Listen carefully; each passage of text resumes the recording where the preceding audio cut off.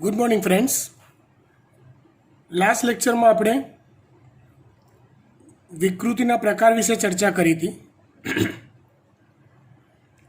પહેલાં વાત કરી હતી સંખ્યાત્મક વિકૃતિ, જેને આપણે પ્લોઇડી કીધી હતી. પછી વાત કરીએ આપણે રચનાત્મક વિકૃતિ, એના ઓલા ટાઈપ્સ જોયા હતા: લોપ, દ્વિકૃતિ, ઉત્ક્રમણ, સ્થળાંતરણ. હવે વાત કરીએ ત્રીજો પ્રકાર, જેને કહેવાય જનીનિક વિકૃતિ. કઈ કહેવાય? જનીનિક વિકૃતિ કહેવાય.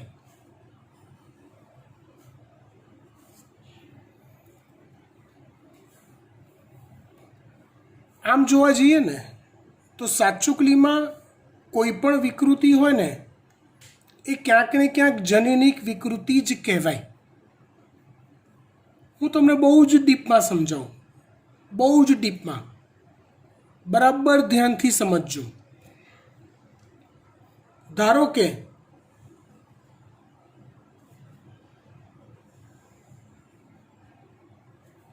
આ કોઈ એક રંગસૂત્ર છે. એ રંગસૂત્ર પર જનીન અથવા ડીએનએ અનેક પ્રકારના લક્ષણ માટેના આ રીતે રેખીય પ્રકારે ગોઠવાયેલા હોય. આખું છે એક રંગસૂત્ર છે એવું માની લો,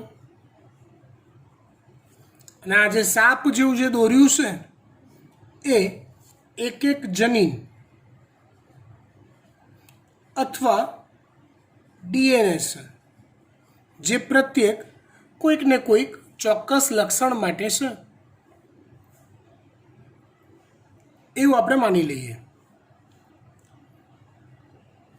હવે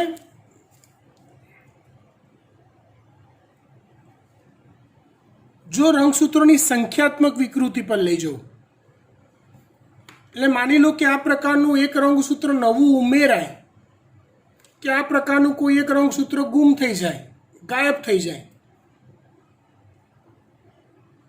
તો શું થાય? તો કે અલ્ટિમેટલી જે ફરક પડવાનો છે ને એ જનીનોની એવરેજ સંખ્યા પર પડવાનો છે. આપણે રંગસૂત્રોની સંખ્યાની વધઘટની વાત કરી, પણ વાસ્તવિકતામાં તમને ખબર છે કોઈ પણ લક્ષણ માટે જવાબદાર કોણ હોય? તો કે જનીન જ હોય. તો રંગસૂત્રોની સંખ્યા વધી કે રંગસૂત્રોની સંખ્યા ઘટી તો અલ્ટિમેટલી કહેવાય શું ખબર છે? ઇફેક્ટ શું આવે? તો કે ઇફેક્ટ તરીકે જનીનોની સંખ્યા વધઘટ થઈ અને માટે વિકૃતિ સર્જાય. હવે આ વાત કરીએ આપણે સંખ્યાત્મક વિકૃતિની.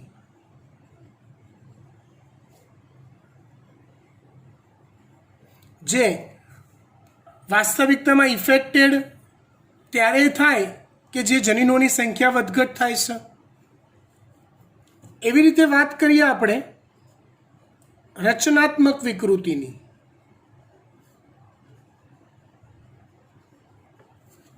લોપ, તો કે એકાદ રંગસૂત્રનો ટુકડો ગાયબ થઈ જવો. ધારો કે અહીંથી આટલો ટુકડો ગાયબ થયો, આટલો, તો રંગસૂત્રનો ટુકડો ગાયબ થઈ ગયો તો સાચુકલીમાં શું થયું? તો કે એટલા ટુકડામાં સમાવિષ્ટ હોય એવા બધા જનીનો ગાયબ થઈ ગયા અને વિકૃતિ આવી. એટલે સરવાળે ઇફેક્ટ તો કોની લાગુ પડી? જનીનો ગાયબ થવાની. કહેવાય શું? કહેવાય શું? રંગસૂત્રનો ટુકડો ગાયબ થયો, પણ ખરેખર એ ટુકડામાં સમાવિષ્ટ જનીનો ગાયબ થયા એટલે વિકૃતિ આવી. દ્વિકૃતિ, દ્વિકૃતિ યાદ કરો કે જનીનો બેવડાઈ જાય. તો કે રંગસૂત્રમાં આવેલા આવા ચોક્કસ જનીનો જો બેવડાઈ ગયા તો એ બી જનીનની સંખ્યા વધી ગઈ, એના લીધે વિકૃતિ આવી. ઇન શોર્ટ, કોઈ પણ વિકૃતિ એ અલ્ટિમેટલી જનીનો સાથે જ સંકળાયેલી છે. મગજમાં રાખો. હવે મૂળ વાત પર આવીએ. વાત કરીએ જનીનિક વિકૃતિની. તો જનીનિક વિકૃતિ શું ચીજ છે? તો કે આ વિકૃતિમાં રંગસૂત્રોની સંખ્યા પણ એની એ જ હોય, જેટલી આઈડિયલી હોવી જોઈએ એટલી જ. રંગસૂત્રની રચના પણ પરફેક્ટ હોય, જેવી હોવી જોઈએ એવી જ. મતલબ નથી લોપ થયો, નથી દ્વિકૃતિ થઈ, નથી ઉત્ક્રમણ થયું, નથી સ્થળાંતરણ થયું. તો શું થયું? તો આ કોઈ એક જનીન હું ઉપાડી લઉં આને અને ઝૂમ કરીને તમને બતાવું. તો જનીન અથવા ડીએનએ કંઈક આવો હોય એવું ધારી લઈએ, જે તમને ખબર છે. ડીએનએ વિશે ભણી ગયા છો ને, 11માં નાના ધોરણોમાં પણ ભણી ગયા છો. એ ડીએનએ એટલે શું? તો કે પોલીન્યુક્લિયોટાઇડની શૃંખલા.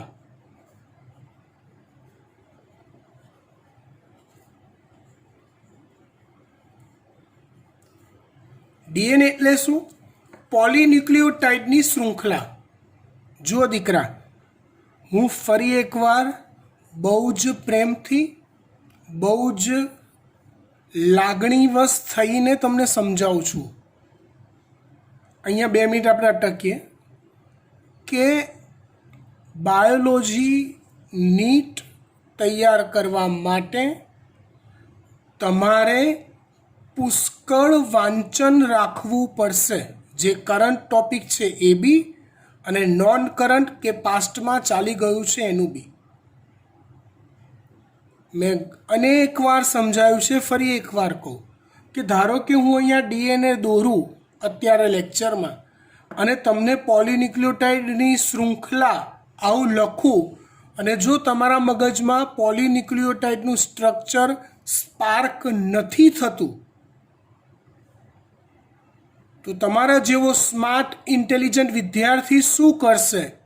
તો કે અહીંયા જ વિડીયો સ્ટોપ કરી દેશે. સ્ટોપ કરી અને 11માંની ચોપડી ફેંદી અને પહેલાં પોલીન્યુક્લિયોટાઇડ, મોનોન્યુક્લિયોટાઇડ, ડાયન્યુક્લિયોટાઇડ, ડીએનએ એ સ્ટ્રક્ચર તૈયાર કરી દેશે અને પછી અહીંથી વિડીયો જોવાનું ચાલુ કરશે. બાકી લેક્ચરો લેવાતા જશે, મારું નીટ પાક્કું થતું જશે, તમે ત્યાંના ત્યાં જશો. I request you all, please થોડુંક હાર્ડવર્ક કરો. પોતાની જવાબદારી જાતે સમજો. મારા કહેવાથી કે તમારા પેરેન્ટ્સના કહેવાથી કોઈ જ ફેરફાર નહીં થાય. આ એક તમને કહું ને, ગુરુ ચાવી આપું છું નીટ ક્લિયર કરવા માટેની. જ્યારે તમારા કાનમાં એવો શબ્દ પડે બાયોલોજીનો કે જેનો સ્પાર્ક તમને નથી થતો, તો જૂના ચોપડા ફેંદો, બુક ફેંદો અને એ શબ્દનો અર્થ સમજી લો. નથી ખબર પડતી તો સાહેબની મેથી મારો. પણ તો જ પરફેક્ટ વસ્તુ મગજમાં જશે, બાકી નહીં જાય. મૂળ વાત પર આવી જઈએ. ધારો કે આ ડીએનએ છે, રંગસૂત્ર પર જનીનો, એ પૈકીનો આ એક જનીન અથવા ડીએનએનો ટુકડો છે, જે પોલીન્યુક્લિયોટાઇડની શૃંખલાથી રચાય છે. તમને જો યાદ હોય તો polynucleotide શૃંખલામાં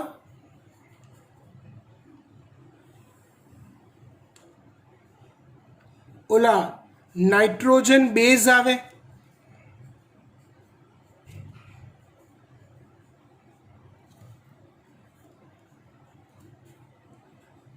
A, T, C, G, A, C, A C G G T A C આવું કંઈ પણ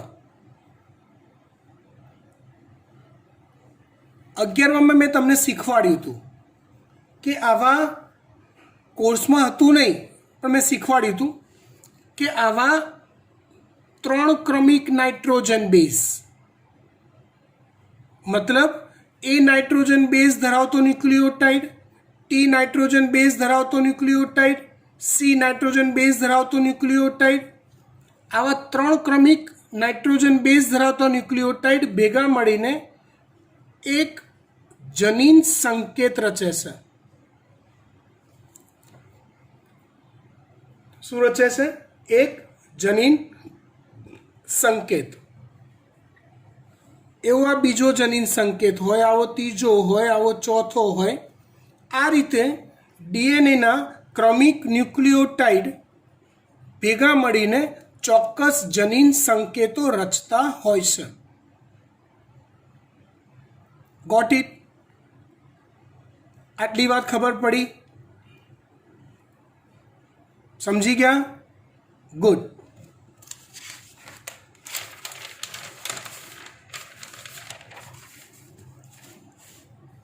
થોડુંક વર્ક ફરીવાર કરીએ. ધારો કે આ કોઈ ડીએનએ છે. એ ડીએનએ પર જનીન સંકેતો હોય, હમણાં આગલા પેજમાં જોયું એ રીતે. એમાંથી એમઆરએનએ બને.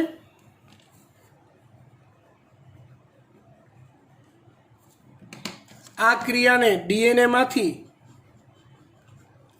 એમઆરએનએ બનવાની આ ક્રિયાને પ્રત્યાંકન કહેવાય. અંગ્રેજીમાં ટ્રાન્સક્રિપ્શન કહેવાય.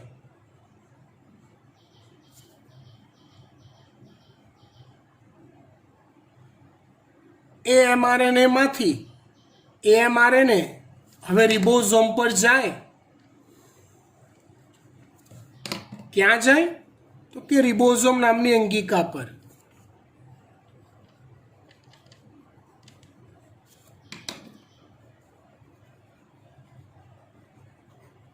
ડીએનએમાંથી સંકેત હોય એના પૂરક સંકેતો લઈને, ડીએનએના સંકેતો જે હોય પેલા AGC વાળા કીધા એના પૂરક સંકેતો લઈને એમઆરએનએ રિબોઝોમ પર જાય.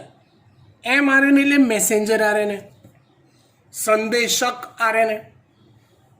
એ રિબોઝોમ પર ગયો. ત્યાં એક એક સંકેતને અનુરૂપ 3 નાઇટ્રોજન બેઝ બરાબર 1 સંકેત, એક એક સંકેતને અનુરૂપ એક એક એમિનો એસિડ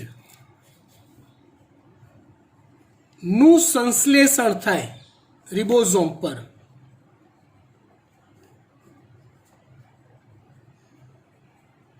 અને એ એમિનો એસિડ્સ જોડાઈને ચોક્કસ પ્રકારનો પ્રોટીન બને. કોઈ પણ ડીએનએ પોતાનું કામ આ જ રીતે કરે છે. પોતે બોસ છે.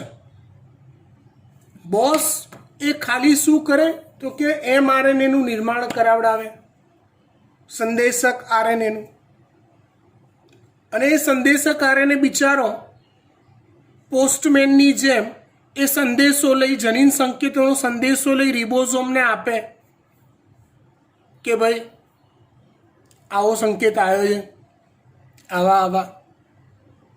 રિબોઝોમ પર એ સંકેતને અનુરૂપ એમિનો એસિડ કોષરસમાંથી લાવી, કોણ લાવે? ટીઆરએનએ, ટ્રાન્સફર આરએનએ, બરાબર, લાવી રિબોઝોમ પર ક્રમમાં ગોઠવ્યા કરે અને આ રીતે પ્રોટીન બને. આ ક્રિયા જે થાય એને ટ્રાન્સલેશન કહેવાય અથવા ભાષાંતર કહેવાય.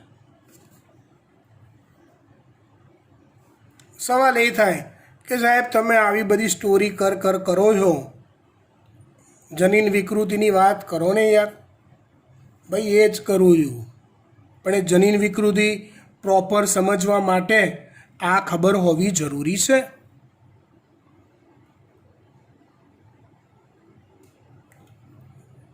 હવે પાછા લાસ્ટ પેજમાં જઈએ. રંગસૂત્ર પર આવા ક્રમિક જનીનો, એ પૈકીનું આ એક જનીન છે. એ જનીન પર ધારો કે આવા ક્રમમાં નાઇટ્રોજન બેઝ ન્યુક્લિયોટાઇડ્સ ગોઠવાયેલા છે. અને આવા ત્રણ નાઇટ્રોજન બેઝ ભેગા મળીને એક જનીન સંકેત રચે છે. એક જનીન સંકેત એક એમિનો એસિડ માટે હોય છે. જો એવું કંઈક થાય, કેવું તો કે અહીંયા ધારો કે આ એ છે ને, એની જગ્યાએ ટી ગોઠવાઈ ગયો.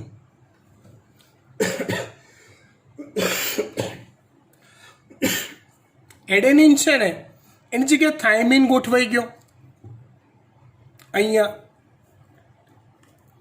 તો કેવા લોચા પડ્યા દેખાય. શું તો કે રંગસૂત્રોની સંખ્યા સરખી, રંગસૂત્રોની રચના બી સરખી, જનીનોની સંખ્યા બી સરખી, પણ જનીનની પોતાની અંદર ઝોલ હોય, એના સંકેતોમાં એક ન્યુક્લિયોટાઇડનો ક્રમ ખાલી ઉલટપુલટ થઈ ગયો હોય.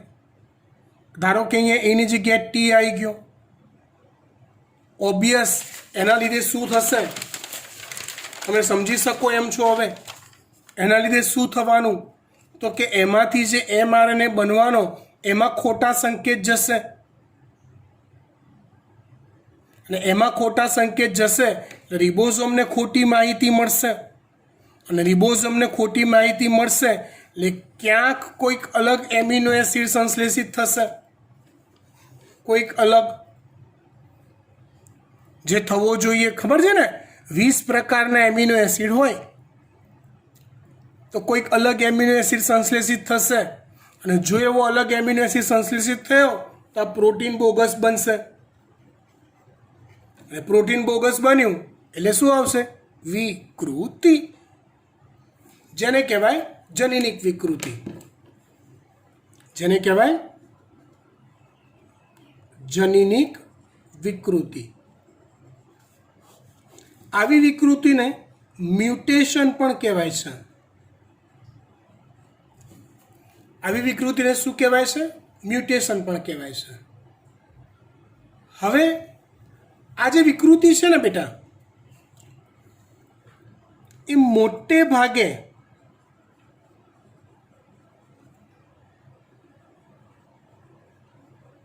નુકસાન કરતા હોય છે. મતલબ વિકૃતિને કારણે જે બી નવું પ્રોટીન સર્જાય એ કોઈ કામનું હોતું નથી, અને જે પ્રોટીન સર્જાવું જોઈતું હતું નોર્મલી એ નથી સર્જાતું. આ બંને કારણે લીધે વિકૃતિ આવે. એક તો નવું બોગસ પ્રોટીન સર્જાયું નકામું, અને જે સર્જાવું જોઈતું હતું એ ના સર્જાયું. એના કારણે લક્ષણોમાં એકાએક મોટા ફેરફાર થાય, જેને વિકૃતિ કહેવાય. આ છે જનીનિક વિકૃતિ.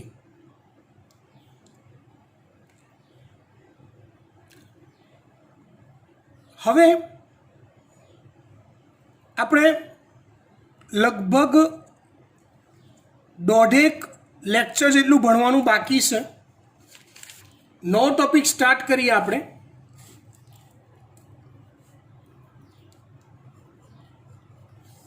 ટોપિક છે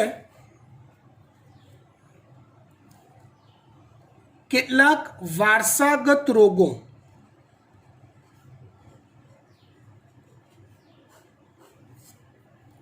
કેટલાક વારસાગત રોગો, અને એ રોગો વારસામાં કેવી રીતે ઉતરી આવે છે એ બરાબર ધ્યાનથી સમજજો.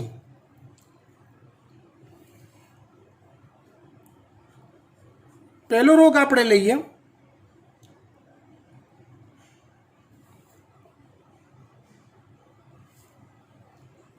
રંગ અંધતા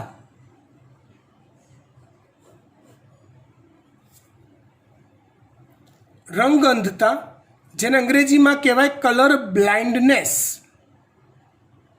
જેમાં વ્યક્તિની આંખ જુદા જુદા રંગના ભેદ ન પારખી શકે.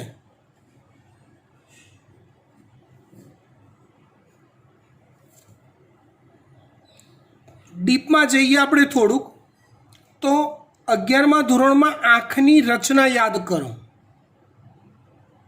નથી યાદ આવતી તો ડોન્ટ વરી યાર, ચોપડી ખોલીને એકવાર જોઈ લો. તમને ખ્યાલ હોય તો વિવિધ રંગ પારખવા માટે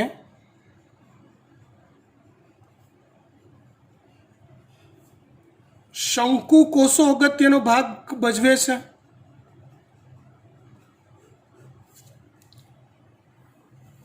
કયા કોષો? શંકુ કોષો. હવે શંકુ કોષો 3 પ્રકારના હોય છે. એક છે ક્લોરોલેબ, બીજા છે સાયનોલેબ અને ત્રીજા છે ઇરિથ્રોલેબ. ગુજરાતી કહું તો આ લીલા રંગ માટેના, આ વાદળી રંગ માટેના અને લાલ રંગ માટેના.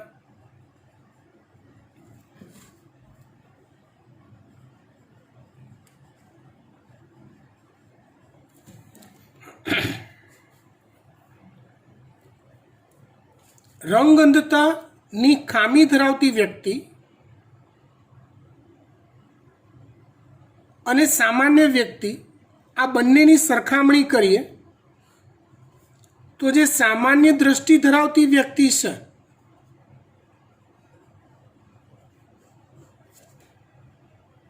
સામાન્ય દ્રષ્ટિ ધરાવતી જે વ્યક્તિ હોય એમાં શંકુ કોષોમાં આ 3 ટાઈપ્સ માટેના જરૂરી પ્રોટીન નું નિર્માણ પરફેક્ટ થાય છે. પણ રંગ અંધતાની ખામી ધરાવતી વ્યક્તિ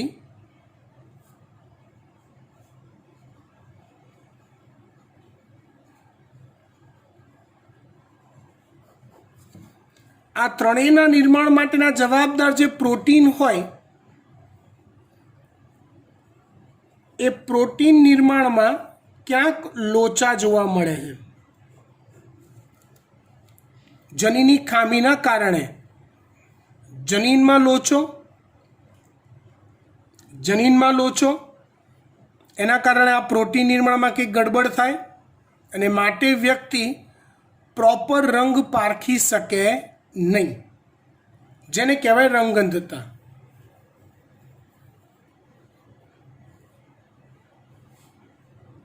મોટા ભાગના કિસ્સામાં રંગ અંધતા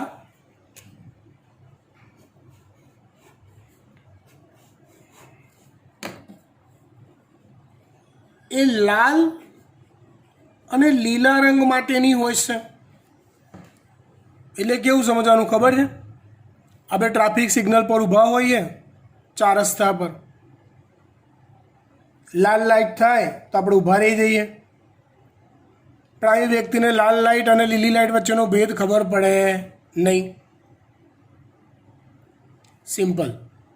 મોટે ભાગે આવું હોય, પણ એ સિવાયની પણ રંગ અંધતા જોવા મળતી હોઈ શકે. હવે આ રોગનો વારસો સમજીએ, રંગ અંધતાનો.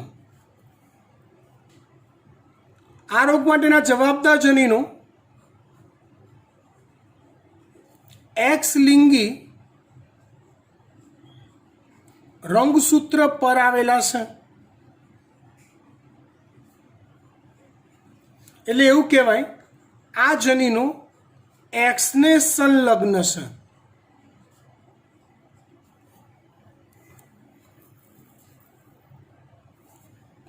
આ જનીન એ પ્રચ્છન્ન છે અને જે સામાન્ય જનીન છે જેનાથી સામાન્ય દ્રષ્ટિ સર્જાતી હોય એ સામાન્ય જનીન જે છે એ પ્રભાવી છે. એ પ્રભાવી જનીનને આપણે કેપિટલ સી થી દર્શાવીએ તો રંગ અંધતાનું જે ખામીવાળું જનીન છે, ખામીવાળું, એને સ્મોલ સી કહીએ.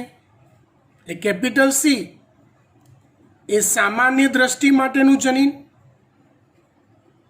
અને સ્મોલ સી એ રંગ અંધ. કેપિટલ સી સામાન્ય દ્રષ્ટિ માટેનું જનીન અને સ્મોલ સી એ રંગ અંધતા માટેનું જવાબદાર જનીન. આ પ્રચ્છન્ન છે.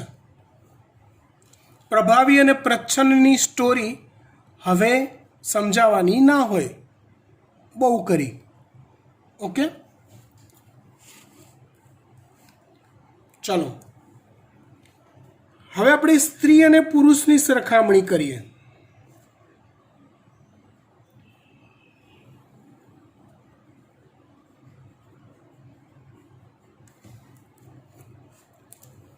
સમજો બરાબર ધ્યાનથી. સ્ત્રીમાં 2x હોય, XX 23મી જોડમાં. પુરુષમાં એક જ x હોય. પુરુષમાં લિંગી રંગસૂત્રોની જોડ કઈ હોય? XY હોય, હે ને? એટલે જો કોઈ સ્ત્રીમાં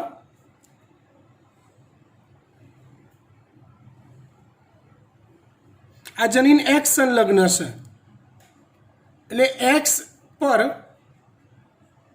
બંનેમાં કેપિટલ C હાજર હોય.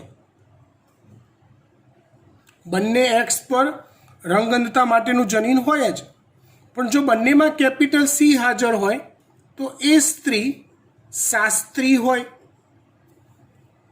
શાસ્ત્રી, રવિ શાસ્ત્રી નહીં, સામાન્ય સ્ત્રી હોય. એવી રીતે જો કોઈ સ્ત્રીમાં એક કેપિટલ સી અને બીજા સમજાત રંગસૂત્ર પર સ્મોલ સી હોય, એક રંગસૂત્ર એક્સ પર કેપિટલ સી, બીજા એક્સ પર જો સ્મોલ સી હોય, તો વિચારો તો આવી સ્ત્રીને આંખો રંગઅંધતાની ખામીવાળી હશે કે સામાન્ય હશે? યસ, પ્રભુતાનો નિયમ તમે લગાડી દીધો. આઈ નો. યસ, આવી સ્ત્રીની આંખો સામાન્ય હશે, પણ આવી સ્ત્રીને સામાન્ય કહેવાતી નથી, એને વાસ્ત્રી કહેવાય છે. મતલબ વાહક સ્ત્રી. વાહક સ્ત્રી એટલે શું કામ વાહક સ્ત્રી કીધી? આવી વ્યક્તિનું આંખો નોર્મલ જ હોય, કેમ કે એની પાસે એક કેપિટલ સી છે. એની પાસે એક કેપિટલ સી છે એટલે આ પ્રચ્છન્ન ખામીવાળું જનીન છે, પોતાના લક્ષણ પ્રદર્શિત નહીં જ કરે. એટલે એની આંખો સામાન્ય હશે જ. પણ આવી સ્ત્રી જ્યારે પ્રજનન કરશે ત્યારે એના પ્રજનન કોષોના નિર્માણમાં બંને એક્સ છૂટા પડી જશે. હા કે ના? હા. એ બંને એક્સ છૂટા પડી જાય તો આવું ખામીવાળું જનીન ધરાવતું એક્સ એ નવી પેઢીમાં વારસામાં જઈ શકે છે. તો એ નવી પેઢીનું જે બાળક આવે એને એ રંગ અંધતા આપી શકે છે. ભલે એ પોતે રંગ અંધ નથી, એની આંખો સામાન્ય છે, પણ નવી પેઢીમાં એ રંગ અંધતાનો વારસો આપી શકે છે, એ વારસાનું વહન કરી શકે છે, માટે એને વાહક સ્ત્રી કહેવાય. સ્ત્રીમાં રંગ અંધતા ક્યારે થાય? તો કે જ્યારે એના બંને એક્સ પર સ્મોલ સી હોય ત્યારે એ સ્ત્રી રંગ અંધ સ્ત્રી કહેવાય, એટલે કે રંગ સ્ત્રી આવે. પુરુષમાં જોઈએ, પુરુષનું બંધારણ એક્સ વાય છે.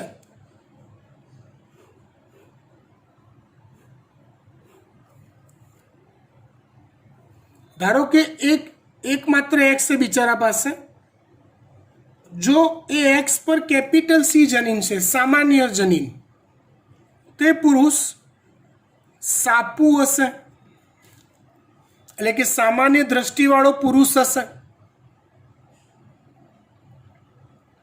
એવી રીતે જો એક્સ પર સ્મોલ સી વાય, વિચારો તો આ પુરુષ કેવો હશે? વાહક પુરુષ હશે કે રંગ અંધ પુરુષ હશે?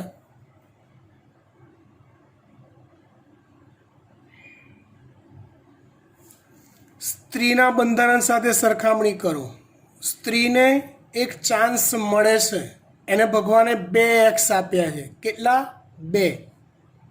એટલે એક એક્સ પર જો રંગ અંધતાનું પ્રચ્છન્ન જનીન હોય તો બીજો એક્સ જો પ્રભાવી જનીન ધરાવતો હોય કેપિટલ સી, તો સ્ત્રીમાં એ લક્ષણો નથી જોવા મળતા. ભલે નવી પેઢીને વાહક તરીકે તે વારસામાં આપે, પણ પુરુષમાં એવા વાહક પુરુષની શક્યતા રંગ અંધતા રોગ માટે નથી જ, કેમ કે એની પાસે બીજો એક્સ જ નથી. બીજો એક્સ હોય તો કેપિટલ સી હોય એવી વાત આવે. એટલે અહીંયા આવશે શું? કેવો પુરુષ આવશે? આ તો રંપુ આવશે, રંગંધ પુરુષ આવશે. વિચારીને કહો તો આ રોગ થવાની સંભાવના કોને વધારે રહે, પુરુષને કે સ્ત્રીને? તો કે કુદરતમાં આ રોગ થવાની સંભાવના પુરુષને વધારે છે.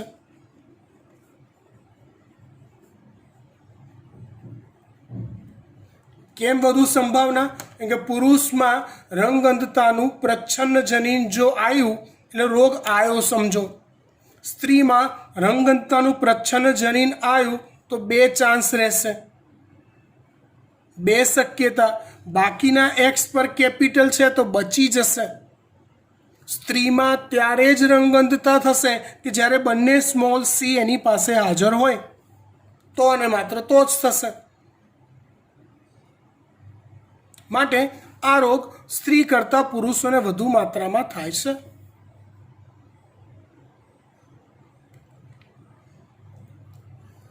ચલો આના એક્ઝામ્પલ જોઈએ.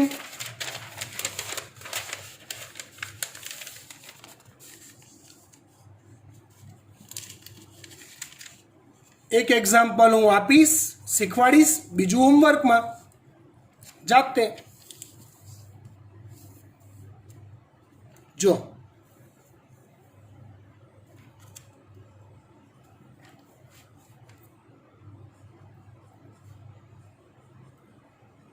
સામાન્ય દ્રષ્ટિવાળા પુરુષના લગ્ન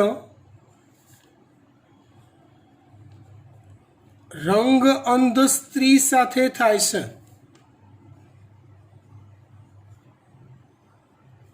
તો તેમની સંતતિમાં રંગ અંધતાની શક્યતા કેટલી?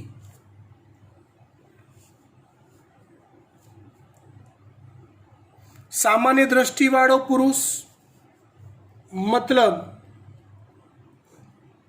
એક્સ કેપિટલ સી વાય, કેમ કે આ જનીન એક સંલગ્ન છે. અને રંગ અંધ સ્ત્રી, ભૂલી ગયો રંગ અંધ સ્ત્રી કેવી હોય, ભૂલી ગયો એનું સ્ટ્રક્ચર. હા યાદ આવી ગયું, એક્સ સ્મોલ સી રાઈટ.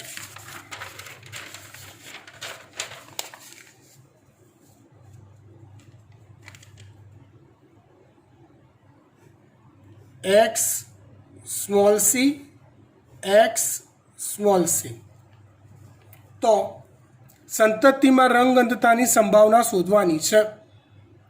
પ્રજનન કોષોનું નિર્માણ,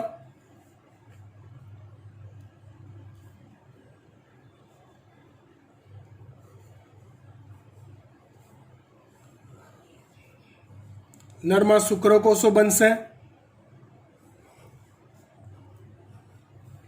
એકમાં આવશે એક્સ કેપિટલ સી સંલગ્ન જનીન, બીજામાં આવશે વાય,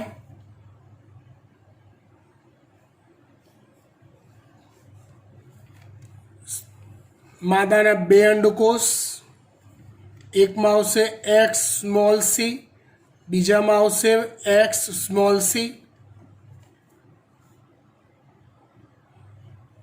શક્યતા ભેગી કરીએ.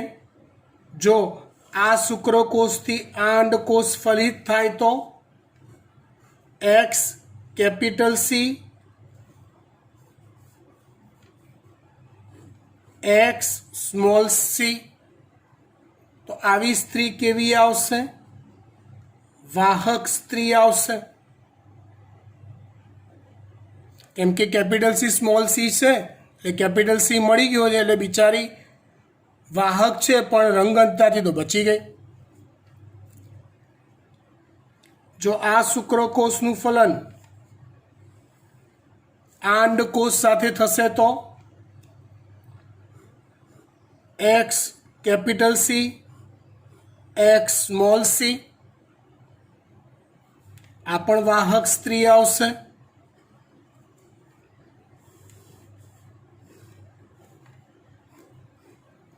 એક્સ સ્મોલ સી વાય રંગ અંધ પુરુષ,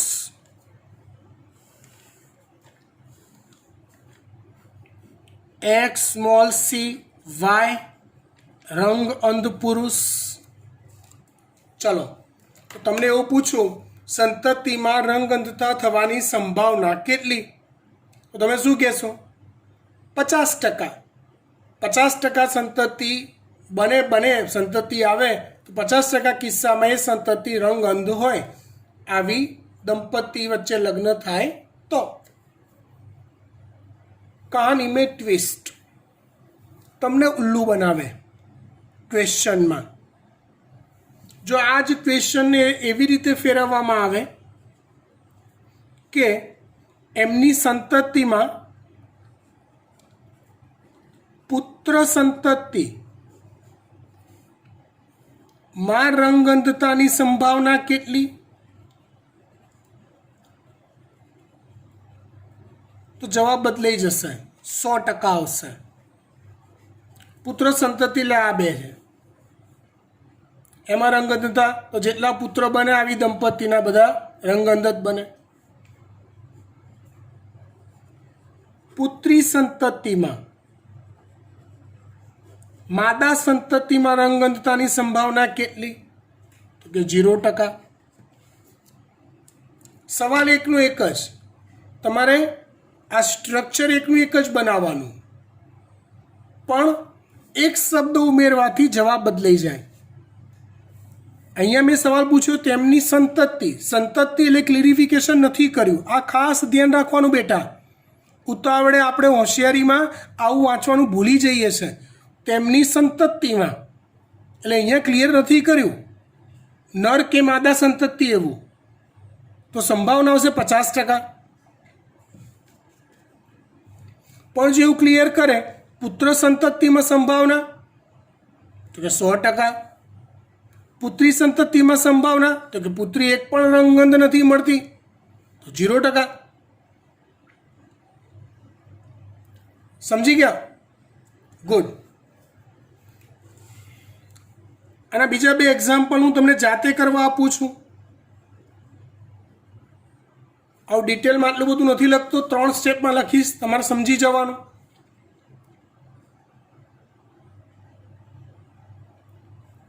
રંગઅંધ પુરુષ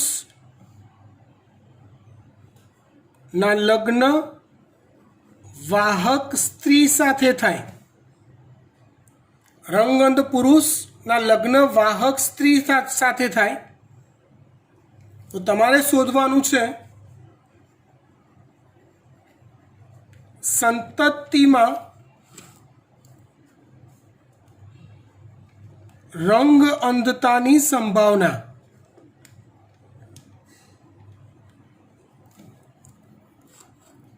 બીજું, સામાન્ય પુરુષના લગ્ન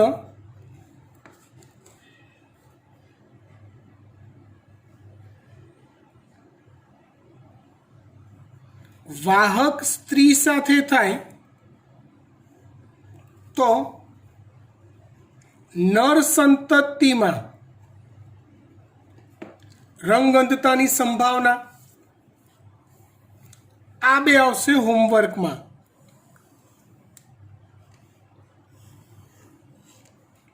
HW બરાબર. એક થોડોક ટોપિક આના જેવો જ છે, એટલે આની સાથે કનેક્ટેડ છે, એટલે લઈ લઈએ આપણે ફટાફટ, નહીં વાર લાગે. આવો જ એક બીજો રોગ છે જેને કહીએ આપણે હિમોફિલિયા.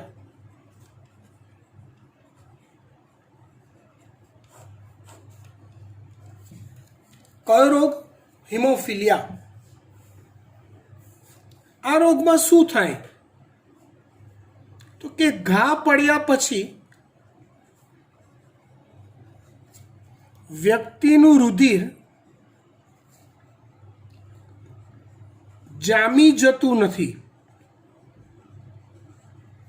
ઝડપથી રુધિર જામી ન જાય.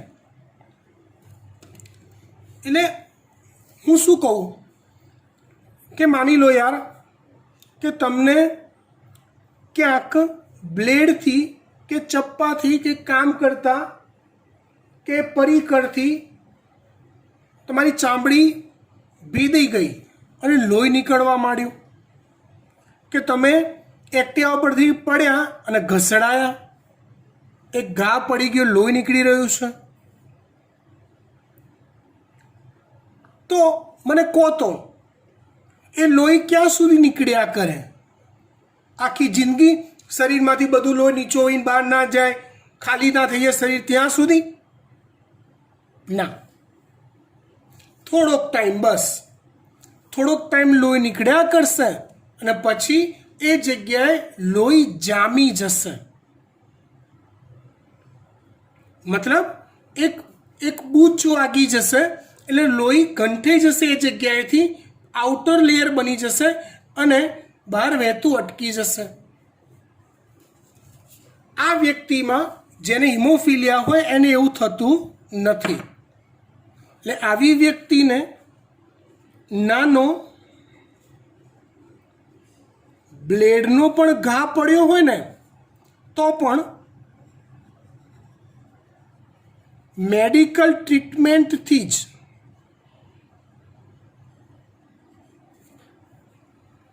એને સાજો કરી શકાય. એટલે ધારો કે આવી વ્યક્તિનો રોડ પર અકસ્માત થયો તો સમજી લેવાનું હિમોફિલિયા ધરાવતી વ્યક્તિનો અકસ્માત થયો, અને જો એને વિથિન 15 or 30 મિનિટ જો ટ્રીટમેન્ટ ના મળી તો એ ડેડ.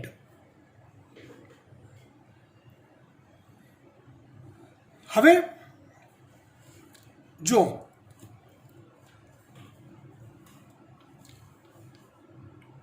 આપણા શરીરમાં બ્લડની અંદર એક પ્રોટીન છે જેને AHG કહેવાય છે. આખું નામ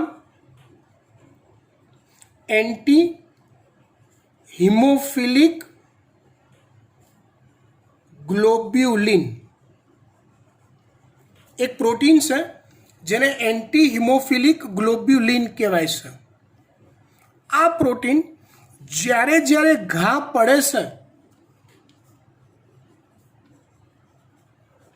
ત્યારે રુધિર જામી જવા માટે એટલે ઘામાં રૂજ આવવા માટેની જે પ્રક્રિયા છે એમાં ઇમ્પોર્ટન્ટ રોલ ભજવે છે. રુધિર જામી જવાની પ્રક્રિયામાં આ પ્રોટીન ઇમ્પોર્ટન્ટ રોલ ભજવે છે.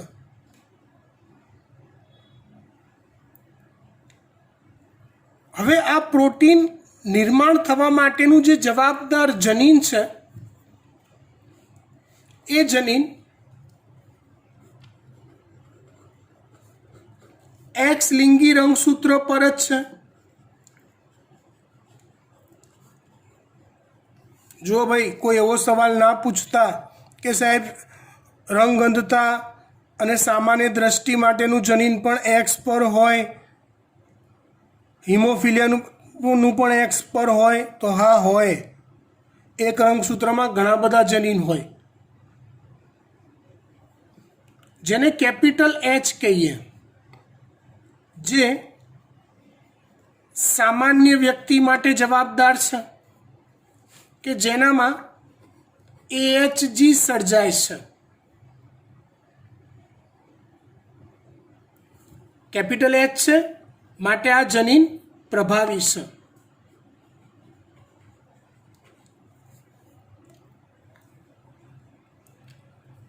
હિમોફિલિયાની ખામી ધરાવતી વ્યક્તિમાં માટે જવાબદાર જનીન સ્મોલ એચ છે જે પ્રચ્છન્ન છે.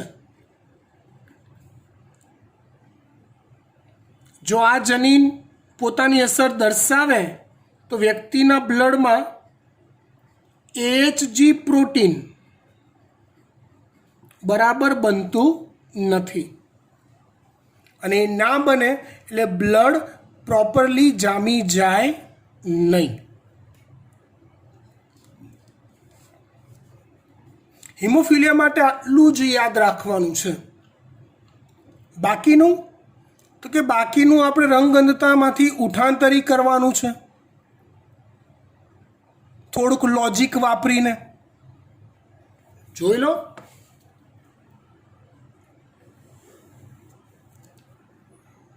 સરખામણી સ્ત્રી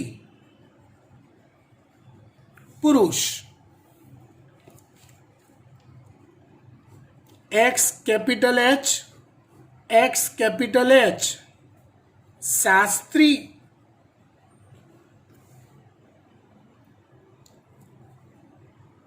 સામાન્ય જનીન છે ને, એટલે સામાન્ય સ્ત્રી જેમાં AHG સર્જાતું હશે અને ઘા પડે ત્યાં રુધિર જામી જતું હશે.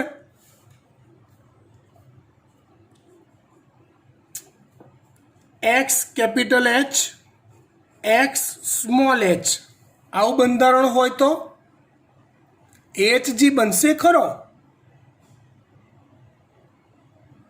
રુધિર જામી પણ જશે, પણ નવી પેઢીમાં આ જનીન તે વારસામાં આપશે માટે આ કહેવાશે વાહક સ્ત્રી.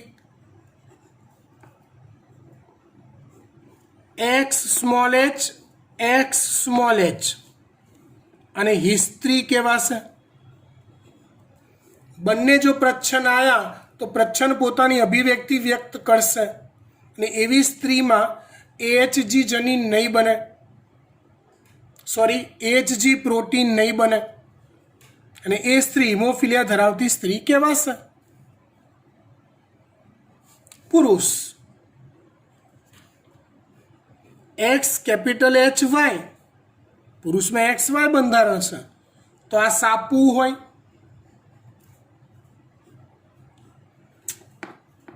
એક્સ સ્મોલ એચ વાય, પુરુષમાં વાહકના ચાન્સ નથી આવતા જે જનીન એક્સ સંલગ્ન હોય એમાં, તો આને હિપુ કહેવાય, હિમોફિલિક પુરુષ.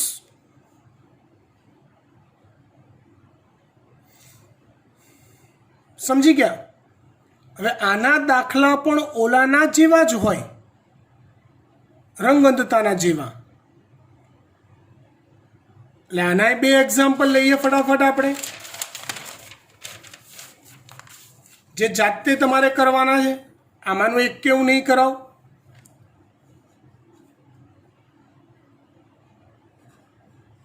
હિમોફિલિક પુરુષ, લગ્ન, સામાન્ય સ્ત્રી, સંતતિમાં હિમોફિલિયા રોગની ટકાવારી,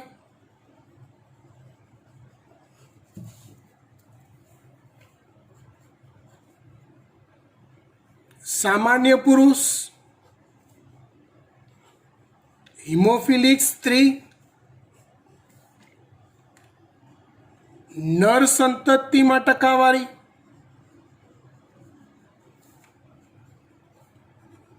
હિમોફિલિક પુરુષ, વાહક સ્ત્રી, માદા સંતતિમાં ટકાવારી.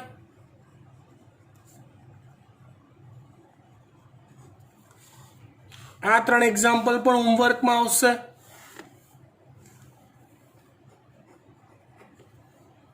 અને જેટલું ચાલ્યું છે એટલું બધું જ એકવાર રિફર કરી મોઢે કરીને, મોઢે લખીને મેમને મોકલવાનું છે.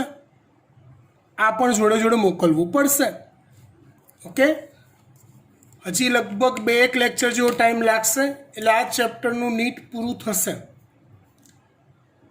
જો બેટા, નીટ જે છે ને એ ખજાનો છે.